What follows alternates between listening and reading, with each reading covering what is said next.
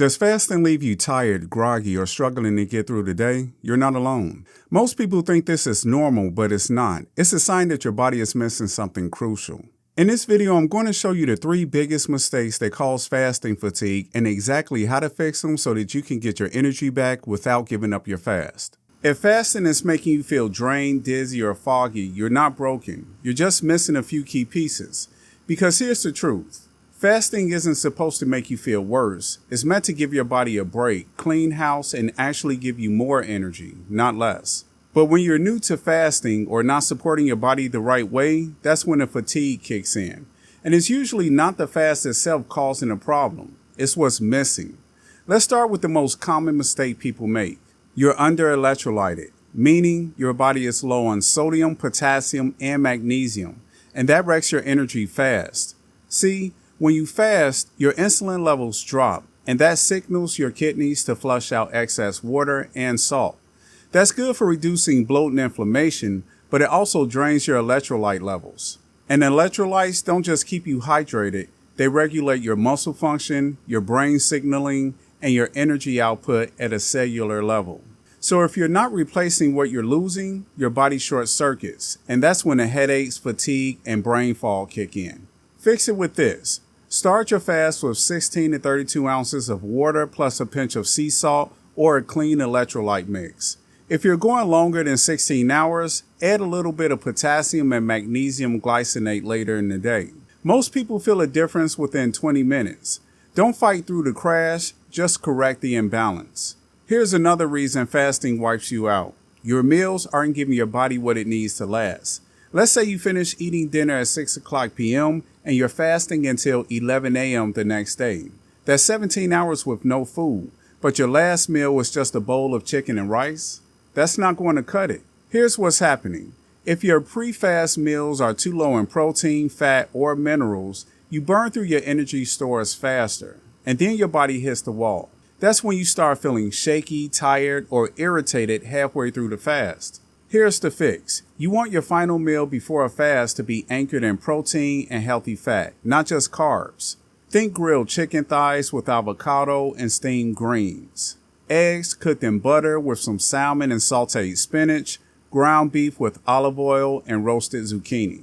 That combo slows digestion, gives your body stable fuel, and keeps your blood sugar steady deep into the fast. And don't skip the salt. Adding high minerals, sea salt, or even sipping on a little bit of bone broth during your eating window can top off your electrolyte stores before the fast even starts. So, if fasting makes you feel worse, it's not a fasting problem, it's a fueling problem. And when you fix your meals, fasting starts to feel like a power-up, not a crash. Now, let's talk about something that backfires hard, especially if you're trying to lose weight. Working out too hard during your fast. Now, don't get me wrong, fasted workouts can be great when done strategically.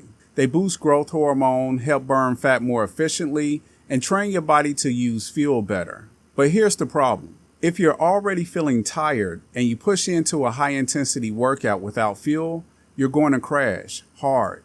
When you're fasted, your body doesn't have quick access to glycogen, which is your stored sugar. That's what your muscles rely on during intense exercises like HIIT, CrossFit, and heavy lifting. Without it, your body starts breaking down muscle tissue for energy, not fat. And even worse, you'll spike your cortisol, which can lead to stubborn belly fat, poor sleep, and even more cravings later on in the day. Here's the fix. If you want to train fasted, stick to low to moderate intensity exercise. Think walking, light resistance training, some calisthenics, yoga, or mobility work. These types of movements support your metabolism, keep your energy steady, and don't overstress your system. Save your harder workouts after you've broken your fast with a solid protein meal. You'll recover better, feel stronger, and keep your hormones happy. If you're sick of feeling bloated and sluggish, grab my 7-day carnivore gut reset. It's a simple step-by-step plan that gets your gut back on track fast. The link's right below. Is free. Now here's something most people never connect to fasting fatigue: your sleep and stress hormones. You could be doing everything right with your fasting window, eating clean, hydrating, getting your electrolytes in. But if your cortisol is out of control, fasting is going to feel like a battle. Here's why. Cortisol is your primary stress hormone, and it naturally rises in the morning to help you wake up and stay alert. But when your sleep is broken or you're constantly stressed, your cortisol stays elevated, and fasting just adds another stressor. The result? You wake up tired, your energy crashes by noon, and your body starts fighting a fast instead of benefiting from it. Now mix it with low sleep plus fasting plus caffeine, and you've got a recipe for hormone chaos, not fat loss. Here's how you can reset that pattern. Number 1, prioritize quality sleep. Aim for 7 to 9 hours of consistent sleep, ideally with no late night screens, eating, or caffeine past noon. Number 2, morning sunlight. Expose your eyes and skin to natural light within the first 30 minutes of waking. That resets your internal clock, helps regulate cortisol, and improves fasting focus. Number 3, breathe before you break your fast. Use a simple box breathing exercise like inhale for 4 seconds, hold for 4, exhale 4, hold 4.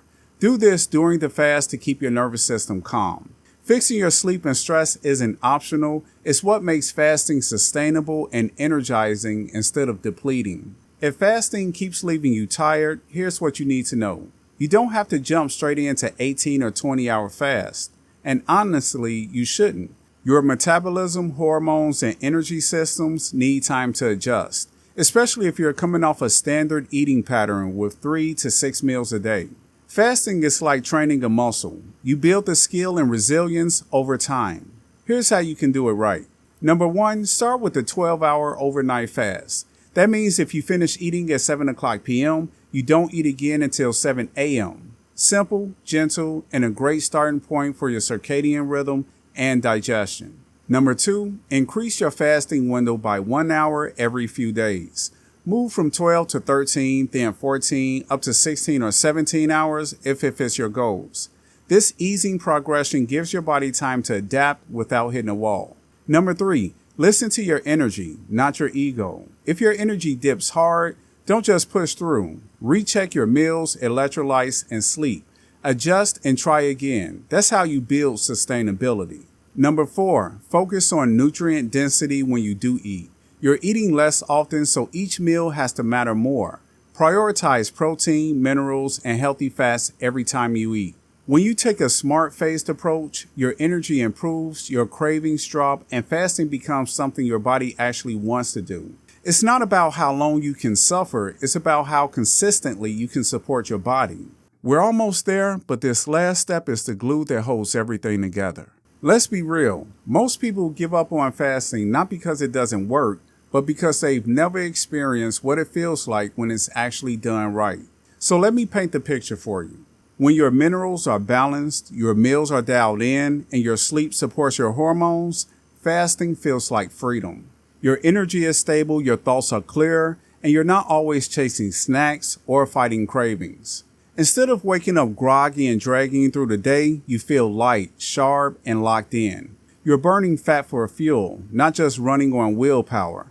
That's the zone where fasting becomes effortless. Not because your body is different, but because you gave it the right support to do what it was designed to do. So if fasting has been making you tired or miserable, now you know it's not the fast that's broken. It's the strategy behind it. Start simple, fix the missing pieces, and your energy will tell you when you're on track. If this video helped you understand your body better, imagine what could happen if you actually fix your gut for good.